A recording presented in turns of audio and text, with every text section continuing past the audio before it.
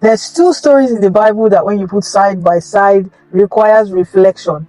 One of them is the story of Job. Now, Job suffered great affliction, pain, loss, and everything. But the Bible told us before the story even started that he was a righteous man. Righteous man did not sin, yet he went through all of this. God let that happen. But then good for him that eventually he was restored double fold. But then there's another guy in the Bible called Lazarus. Lazarus was poor, he was sick.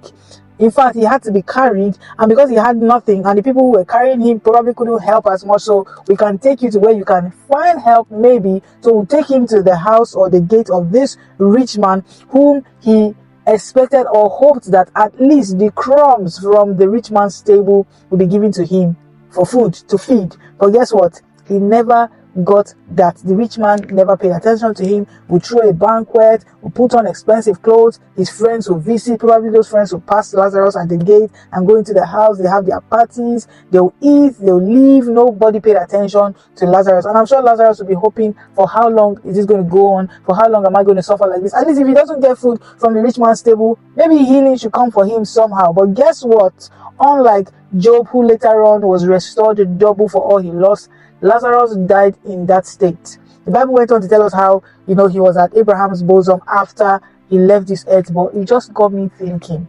Two righteous men, no sin recorded, because the Bible is trying to show us that these people did not sin. These were states that they had no control over, that they found themselves, and their outcome or how they ended was different. So I'm wondering, because the world is a fallen place, we are walking through the valley of the shadow of death. It's literally the valley of the shadow of death, but we know that God is with us, and sometimes God let these things happen, but we do not have control over how it ends. Sometimes you don't know. I'm sure when it was happening, Job would have thought, how long is this going to last? He might not even be sure if he was even going to be restored.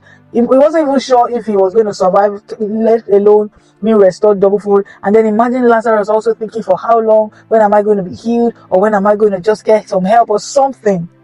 They had no control, and they had no idea how the outcome is, but the Bible told us how they both ended. And I'm just wondering, in this world that is full of challenges and tribulation and affliction and so many things, what will be our disposition when we find ourselves in those cases, especially when you don't even know how it will end?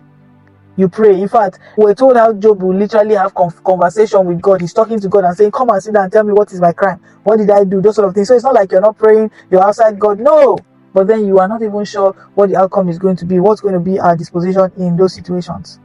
It's so worthy of reflection that I just thought of it and I'm like, wow. And it just shows us that in anything we find ourselves, it could be so hard, it could be so tough. Like, people have gone through, or people are going through things in life that you have no idea. You can't even say, oh, I understand. You don't understand. But in those situations where we find ourselves, it just shows that one thing that we can hold on to regardless is our faith, our conviction. And that's the one thing that we can take out of this world. Like somebody said, anything you can't take out of this world doesn't belong to you.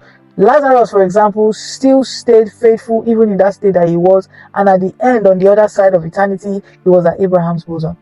So when we find ourselves in those kind of situations, what's our disposition? How do we respond?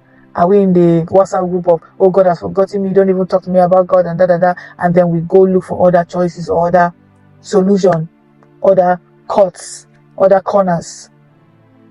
Man, the word of God is so good. It's so powerful. It's so good for life, for conviction. It just equips you to be able to live life, because God already knows that you are going to face challenges, and so he just gives us resources and material that is going to help us to scale through all of these things.